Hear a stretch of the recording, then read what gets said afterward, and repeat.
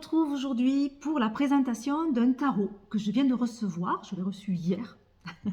Voilà, donc c'est le tarot arthurien, hein, le tarot du moment de Claire Duval avec les illustrations d'Anna Tourian.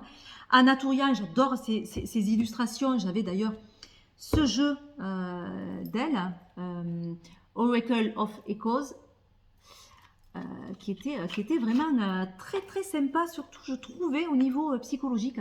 Le dos de cartes était magnifique, vraiment. Et voilà, pour ce jeu, je vous le remontre rapidement. Et je trouvais les cartes vraiment très très intéressantes dans leur message. Voilà, donc je suis ravie en fait d'avoir ce jeu donc de Claire et de Anna Tourian. C'est vraiment top, ça nous plonge vraiment dans l'univers arthurien que je connais très peu en fait, que je connais peu parce que c'est quand même assez loin, je pense, hein, de mes origines, de ma culture.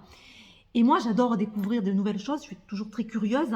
Et les gens passionnés me passionnent. Et je pense que Claire étant passionnée par cet univers, je pense que c'est riche et passionnant de découvrir ce tarot. Voilà. Moi, la seule base que j'ai, c'est la série Kaamelott. Hein, mais bon, il y a quand même des faits historiques ou de la légende hein, dans la série Kaamelott. Mais voilà, c'est moi quand on me parle d'Yvain, Gauvin, Perceval, ça me fait sourire en fait. Les noms me font sourire parce que j'ai ce visuel-là. Voilà. Et aussi, quand même, malgré tout, ça me rappelle, je crois qu'il y a 3 ans, mon fils avait dû, 3 ou 4 ans maintenant, il étudiait à l'école en cours de français, donc je l'avais aidé. Et on était sur la quête du héros, sur l'amour courtois, etc. Donc je m'étais un petit peu plongée dans cet univers et je suis ravie du coup de pouvoir plus apprendre en compagnie de Claire sur le tarot arthurien. Alors, ce que je vais faire, c'est qu'on va changer de vue pour que vous puissiez bien apprécier ce joli coffret plutôt que voir ma tête. Voilà, je vous retrouve de suite.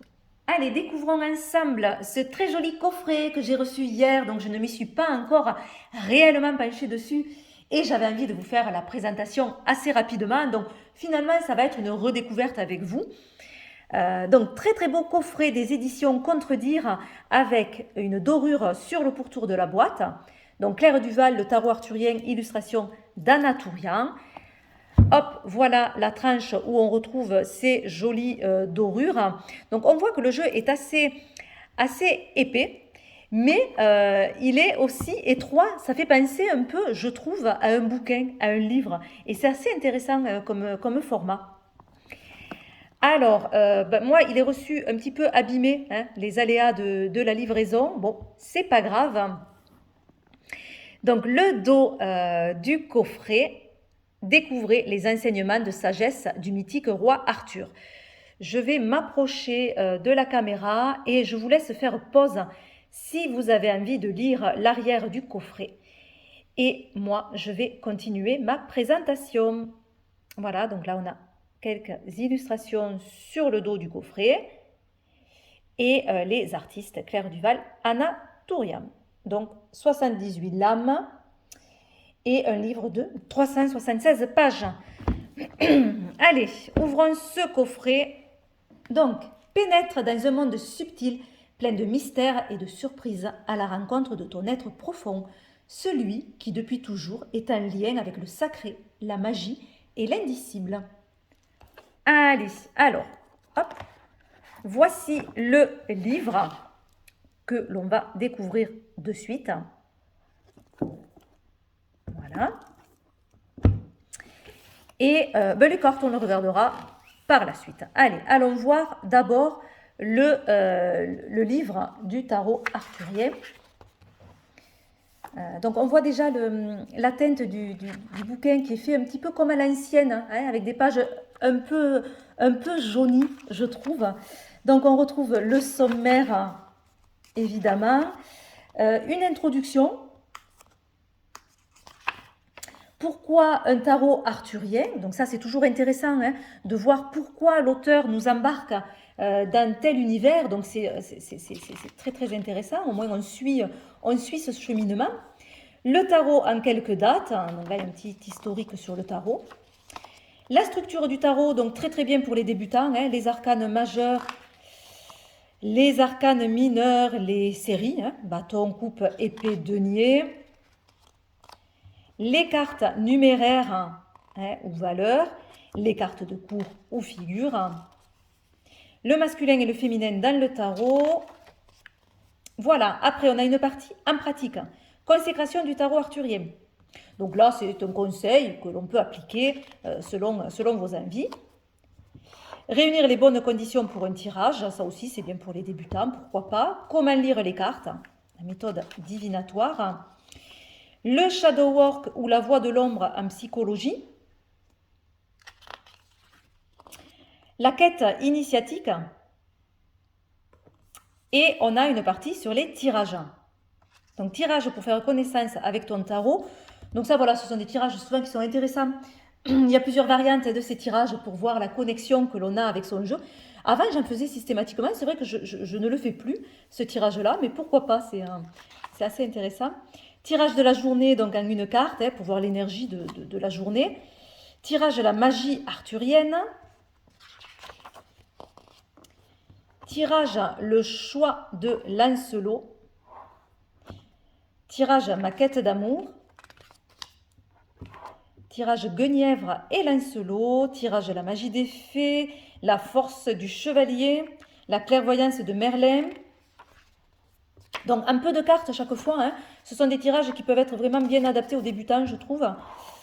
Ensuite, c'est pour voir sa carte de naissance, sa carte essence, sa carte personnalité, sa carte destinée.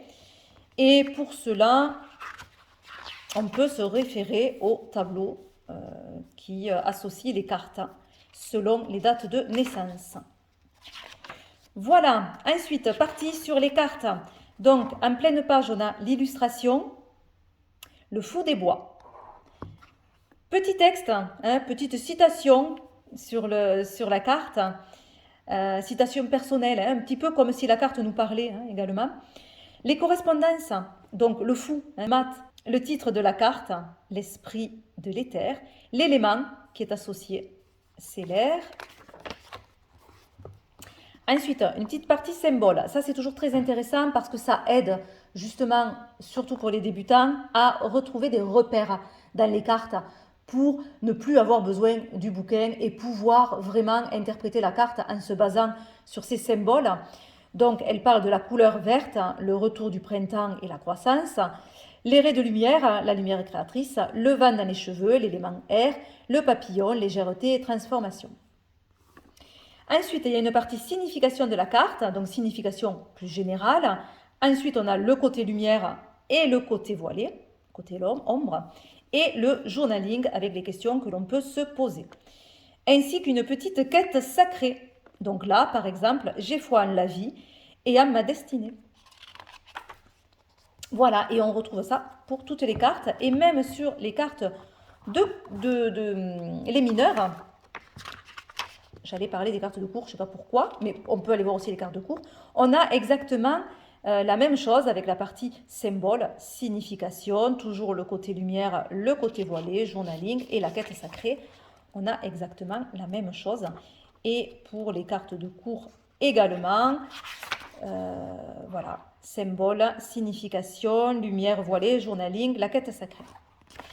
Voilà, et je crois que c'est terminé. Après, à la fin, on a la présentation des créatrices. Donc, à propos de Claire Duval et à propos d'Anna Touriam. Voilà. Voilà pour le petit livret. Maintenant, on va regarder ensemble les cartes. Hop.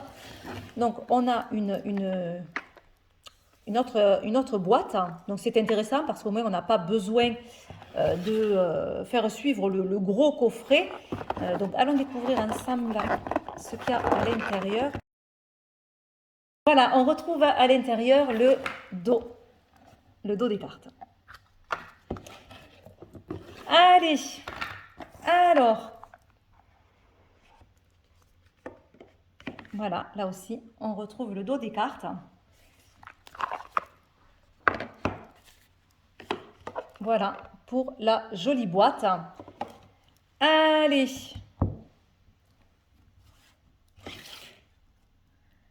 Voilà, donc on voit que l'illustration est en pleine carte. Donc ça, c'est intéressant. La qualité est pas mal, c'est assez souple, mais voilà, c'est une bonne qualité. Les tranches sont dorées. Voilà, on a une dorure classique des tranches. Le dos, donc on retrouve ces deux fleurs, c'est très joli, sur fond noir. Au niveau de la taille des cartes, si je prends le Light Seals Tarot, un tarot très connu, je pense que c'est à peu près la même chose. Oui, c'est exactement même la même chose. Donc voilà, c'est vraiment taille d'un tarot classique. Voilà, maintenant on va découvrir ensemble les illustrations. Donc le fou des bois, hein, la carte du fou, du mat. Donc on retrouve les papillons, idée de transformation, de joie également, je trouve, dans ce personnage qui est très lumineux. La magicienne, hein, donc forcément là on retrouve la fée Morgane, qui est en train de faire ses potions, donc sur son établi avec le chaudron, les herbes, etc. La grande prêtresse, très jolie, teinte très bleue, là on a quelque chose de très aquatique. Elle me fait penser cette carte à Artémis, un petit peu la chasseresse, hein, Artémis ou Sélénée, des déesses lunaires, qui étaient liées aussi à la chasse. Ça fait penser un petit peu à cette énergie-là, je trouve. Alors, est-ce que ce ne serait pas la Dame du Lac? Je me pose la question, à voir, mais c'est fort possible puisqu'on la retrouve dans une étendue d'eau et ça me ferait penser à la Dame du Lac. Voilà, je vous montre bien les illustrations d'Anna Tourian qui sont sublimes. L'impératrice Guenièvre, voilà, où on a une certaine abondance dans cette carte qui est très intéressante pour l'impératrice forcément, hein, sur son beau cheval blanc. Arthur, forcément l'empereur, sur son trône. On a une belle assise dans cette carte. Le hiérophante Père Blaise, me semble-t-il, si je ne dis pas de bêtises.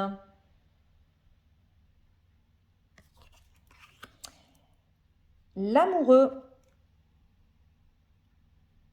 Donc là, l'amoureux, je pense que c'est Lancelot. Voilà, avec Guenièvre. Et ce choix à faire, hein, voilà, hein, choix compliqué. Le chariot, donc on a deux chevaux au galop et le chariot est identifié par la grande ours, on dirait. On dirait la grande ours. Voilà, donc après avoir dans le livre, hein, les indications et ce qui est écrit forcément. La justice, donc on se retrouve à la table ronde avec toutes les épées hein, qui sont positionnées sur la table et la quête du Graal qui est au centre. Et au centre des préoccupations pour le coup. L'ermite, très belle ermite avec son loup, la lumière qui est à l'arrière, ça pourrait faire penser à la lumière intérieure, je trouve. C'est intéressant. La roue de fortune, très lunisolaire. Hein. On voit qu'on a le jour et la nuit. On a cette idée de cycle, même avec ces feuilles qui semblent renaître cet arbre, comme une idée de saison, de cycle, je trouve, dans cette carte.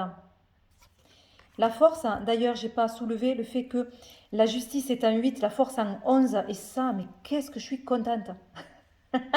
Donc ça, c'est comme le tarot de Marseille ou le tarot de Thoth, hein, qui ont cette configuration-là. Et ça fait plaisir, en tout cas à moi. Donc je suis super contente qu'il y ait cette structure-là dans ce tarot. Je m'adapte hein, quand ce n'est pas le cas, mais je vous avoue que je préfère. Voilà, la force. Hein. Alors, je pense que c'est... Alors, je les confonds toujours. Il me semble que c'est Yvain, le chevalier au lion.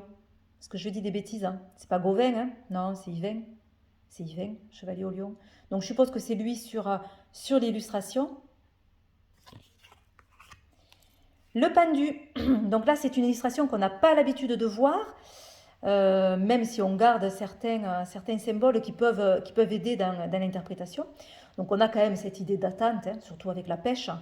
Forcément, on attend. Donc là, il faudra se rapprocher du livre pour voir quelle scène en particulier il est représenté dans cette carte. Mais cette idée d'attente, de façon générale, on l'a. On a aussi, je trouve, avec cette brume, une idée de ne pas peut-être voir les choses, ou en tout cas de voir les choses différemment. Puisque dans le pendu, on sait qu'il faut des fois inverser la façon de voir les choses pour pouvoir comprendre. Et là, pourquoi pas voir à travers ce brouillard pour essayer de comprendre la situation. Ça peut aussi être intéressant. La mort, donc je suppose que c'est Arthur et que c'est la fée Morgane qui l'amène à Avalon dans la barque. La tempérance avec Merlin. Alors ce diable me fait penser au diable qu'il y a dans le tarot du Royaume caché de Julia Jeffrey. C'est pareil en fait, c'est Cernunnos, hein, un dieu païen. Et j'aime beaucoup en fait, j'aime beaucoup parce qu'on a quand même cette attirance. Ce diable nous attire malgré nous. Hein. Donc c'est intéressant. La tour. Donc là aussi, à voir dans le livre l'explication, on voit cette tour qui est détruite, deux dragons aussi qui se font face. On peut y voir une certaine dualité dans cette carte.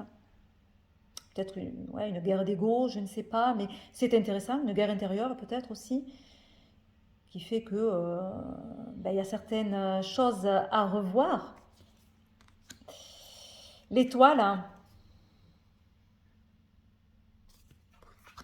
La lune, voilà, où on a plein feu sur cette lune. Très intéressant, l'eau, les émotions qui sont quand même déchaînées sur cette carte. Pareil, là on retrouve ce brouillard qui est intéressant dans la lune aussi, puisque on a ce côté voilé, dévoilé, hein, qui peut être intéressant. Puis la lune, c'est aussi ça, c'est-à-dire qu'on n'y voit pas clair. Et on peut nous conseiller avec la lune aussi d'avancer caché, parfois, selon les tirages. Donc ça peut être intéressant. Et on a le soleil, où là aussi, on a quelque chose... voilà, où on voit vraiment l'astre hein, dans ces deux cartes. Et donc là, on a ce soleil qui vient de suite réchauffer, on a un bâtiment à l'arrière, c'est bien parce que ça me fait penser un petit peu au mur qu'on a dans le tarot de Marseille, et cette idée de construction, pourquoi pas, on peut la retrouver finalement ici, et puis ces coquelicots qui me font penser au solstice d'été, et une certaine abondance, très intéressant, donc il y a plusieurs choses dans cette carte qui peuvent être... intéressant. Je vais passer vite, non? Parce que là, si je fais ça sur toutes les cartes, on ne s'en sort pas. Hein.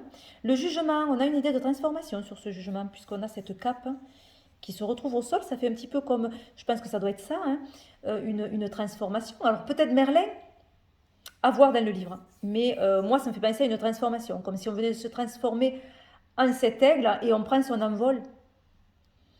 On a une idée d'envol, d'appel, pourquoi pas, pour le jugement.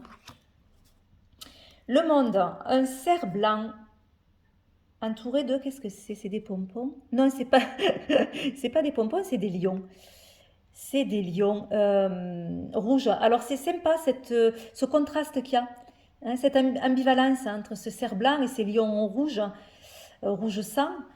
Donc là, à voir hein, dans le livre. Le cerf blanc, en plus, me ferait penser au Christ. En plus, il y a une croix. Donc ça me rappellerait un petit peu ce côté-là. À voir dans l'illustration, dans le livret. L'as de bâton, qui vient éclairer la forêt de Brocéliande. Donc là, on est parti sur les séries. 2 de bâton, intéressant le 2 de bâton, parce que le 2 de bâton, on a toujours cette idée où on se prépare à l'action, on se prépare à quelque chose. Et là, forcément, ben, on regarde une carte.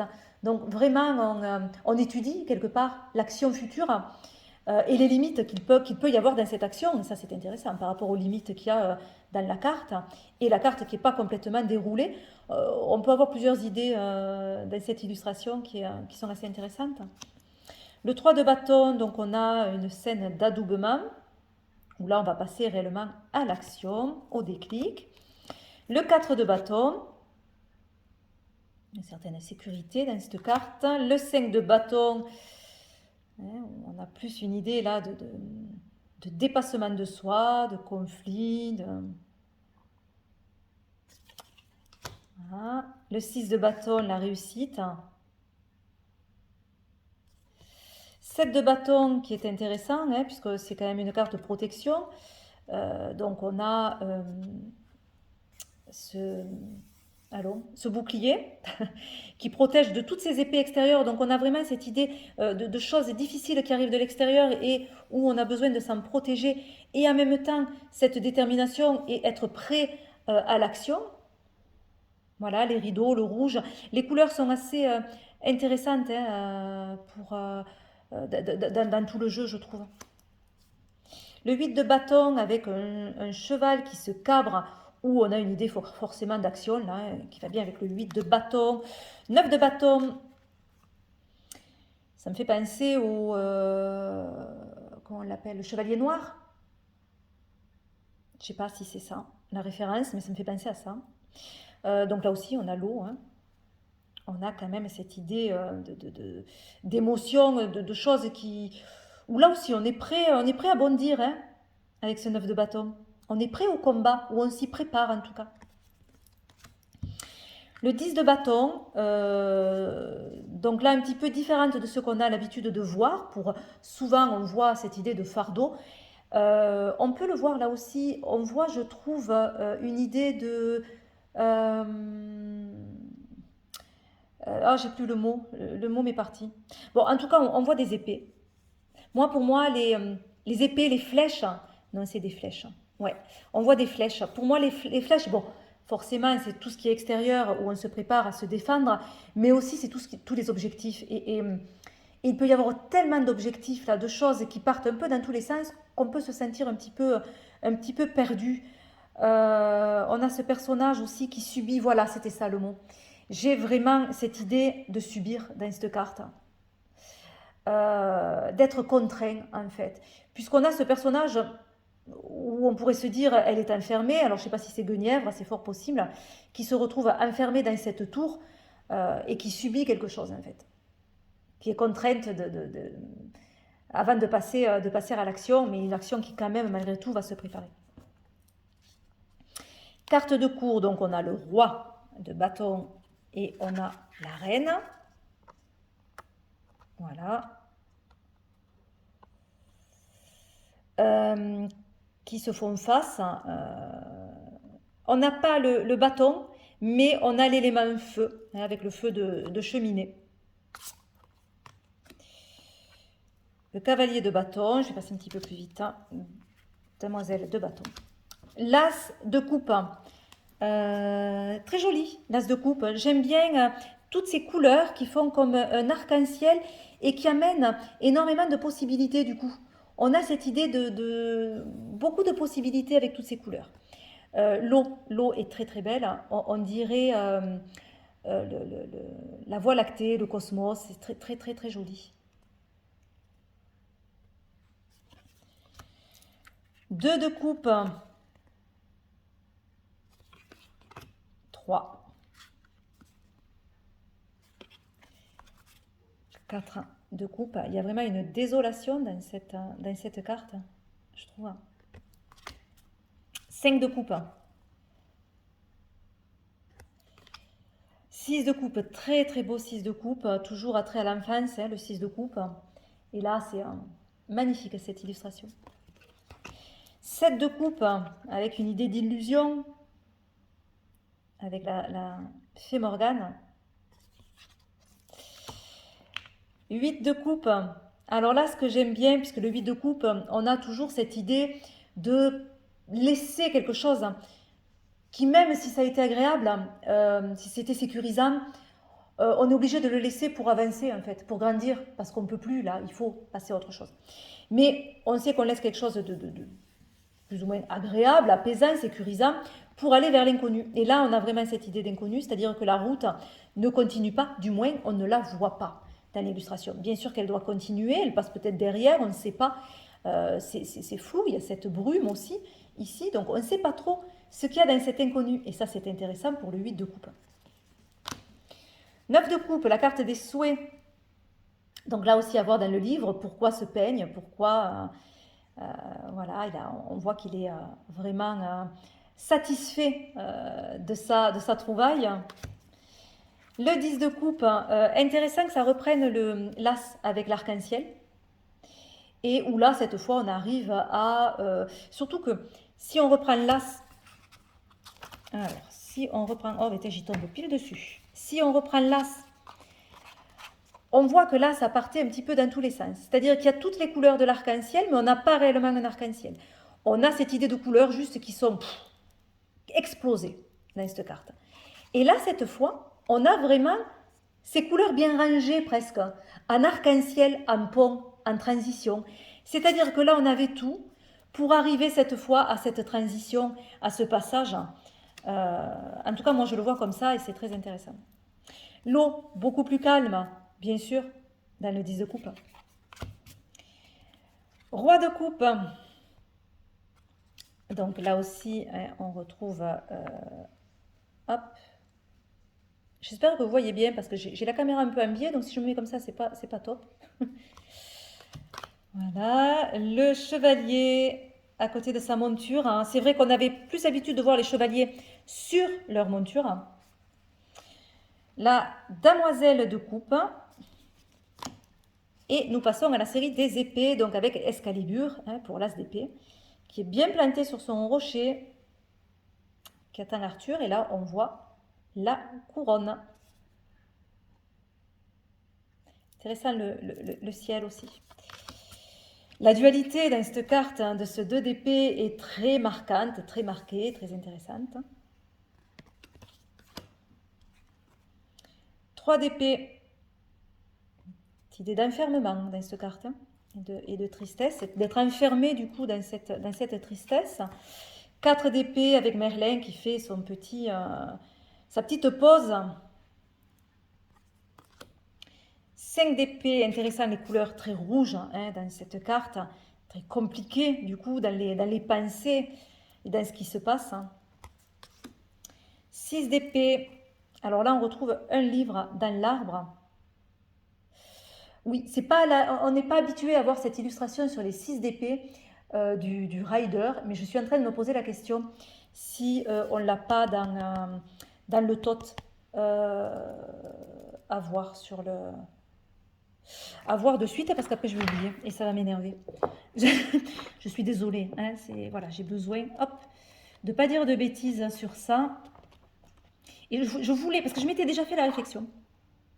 Et je m'étais dit avant la vidéo, j'irai voir quand même ce 6 d'épée. Et j'ai complètement oublié. Évidemment. Alors, qu'est-ce qu'on a Ah, voilà. Dans le tarot tot, la carte a pour titre science. Dans ma tête, c'était connaissance. J'étais partie sur connaissance, moi. Mais voilà, c'est science. Elle est l'inspiration du chercheur. D'accord. Donc là, on a quelque chose... plus du tarot de Thoth dans cette carte. Il me semblait, mais je n'étais pas sûre. 7 d'épée. On va essayer de passer un petit peu plus vite. 8 d'épée. On voit que cette fois, là, c'est au niveau de la bouche, du son, de la communication qu'il y a quelque chose de bloqué dans cette carte. 9 d'épée, elle est très très belle. J'aime beaucoup cette carte. Des cauchemars. Le 10 d'épée, là on a un décor qui a feu et à sang, évidemment pour le 10 d'épée des riders, et ce personnage qui est au sol, hein, touché. Moi là j'y vois comme un cycle en fait, comme si en fait, voilà, c'est la fin et le renouveau parce que c'est le cycle de la vie et qu'il y a autre chose qui est en train de se préparer. Je vous donne en même temps ma vision de façon rapide, hein, puisque je vous dis, je n'ai pas encore vraiment regardé en profondeur le jeu. Donc, roi d'épée et reine d'épée avec la partie d'échecs. Le Triskelt. Le chevalier d'épée, côté de sa monture également, avec un papillon qui amène à une transformation. Damoiselle d'épée. L'as de denier. On a vraiment cette notion de la terre dans cet as. Le 2 de denier. Très joli, avec ce bouffon, j'aime beaucoup les couleurs. 3 de denier, avec une restauration d'une église. On a bien cette idée de travail et de travail en collaboration, comme souvent dans les 3 de denier. 4 de denier, là il faudra regarder un petit peu plus le livret. Parce qu'on a toujours cette idée de protection dans cette carte, ou en tout cas de bloquer un petit peu l'énergie environnante. Et là, je suppose qu'il y a quelque chose avec ce qu'elle tient dans la main. Alors, je ne sais pas trop si c'est un médaillon, qu'est-ce qu'il y a, ou une clé, je sais pas trop ce qu'il y a. Mais on a l'impression qu'il y a cette idée-là, hein, d'être accroché, attaché à quelque chose. Le 5 de denier, donc là, on a vraiment une énergie plus difficile, hein, forcément, dans le 5 de denier, cette idée de ruine, quelque part. 6 de denier, très très beau. 7 de denier, la récolte hein, avec la pomme. 8 de denier, on a l'établi, ah, j'ai pas le nom. Bref, ouais, l'établi de travail. Alors, j'allais dire Merlin, mais je suis en train de me reprendre et je pense que c'est plutôt de la fée Morgane parce qu'il y a le chaudron. Je pense plutôt que c'est l'établi de la fée Morgane, ça. Voilà. Donc c'est intéressant aussi, puisque là, on a aussi, avec le 8 de denier, hein, cette idée, comme le 3, hein, de travail. 9 de denier. Ouais. Super. Avec ce faucon, je pense que c'est. 10 de denier. Ouais, là, on a vraiment cette idée de réussite, hein, d'abondance, festivité. Et puis, il y a beaucoup, beaucoup de choses sur cette table. Hein. Le roi de denier avec la reine dans un champ de blé. Le chevalier de denier et la damoiselle de denier. Allez, on va terminer cette vidéo par le tirage d'une carte du jeu pour aller voir les explications dans le livret. Cela vous donnera comme ça une petite idée. Allez, c'est parti.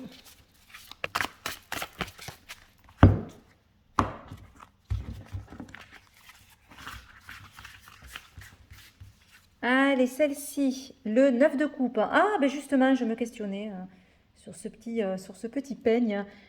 Allez, on va aller chercher ce 9 de coupe. Hop. Mes coupes sont là. Et le 9. Alors, donc, titre, le seigneur du bonheur matériel. Deuxième décan des poissons, Jupiter en poisson.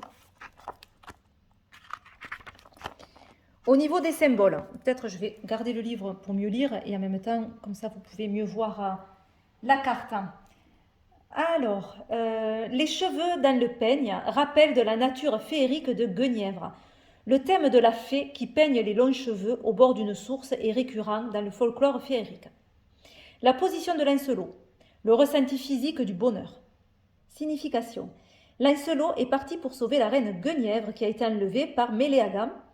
En chemin, il trouve un peigne lui appartenant avec quelques cheveux d'elle juste à côté d'une source. Au comble du bonheur, il le serre amoureusement contre son cœur avec le sentiment d'être l'homme le plus riche du monde et d'être protégé par un puissant talisman. Le 9 de coupe signifie la réalisation des souhaits, la chance et la résolution des problèmes. Le bonheur prend forme et se matérialise concrètement, apportant satisfaction et sentiment de bien-être. C'est une carte radieuse et optimiste qui t'invite à te réjouir de ce qui arrive et à en profiter pleinement. Dans son aspect voilé, le 9 de coupe indique ta difficulté à apprécier ce que tu as ou ton désir douloureux d'avoir toujours plus. Il est alors important de prendre le temps de reconnaître les choses précieuses qui t'entourent et de t'en réjouir. Côté lumière, bonheur, réalisation émotionnelle, amour spirituel, accomplissement, optimisme, trouver un sens profond à sa vie, douceur et compassion, rêve et souhait réalisés. Côté voilé, vanité, arrogance, ingratitude, gaspillage, incapacité à apprécier ce que l'on a, à en vouloir toujours plus, excès. Journaling, quelles sont les relations ou les choses qui me remplissent de bonheur? Est-ce que je prends le temps d'en profiter? Y a-t-il des choses que j'aimerais posséder, mais que si j'y réfléchis bien, ne m'apporteront pas le bonheur? Qu'est-ce que je désire le plus dans ma vie? Ai-je des blocages qui m'empêchent d'y avoir accès? C'est pareil. Ma quête sacrée, quand elle se présente, je suis capable de reconnaître ma chance. Voilà pour la présentation de ce tarot. Moi, il ne me reste plus qu'à vous faire de gros bisous et à vous dire à très vite. Bye bye.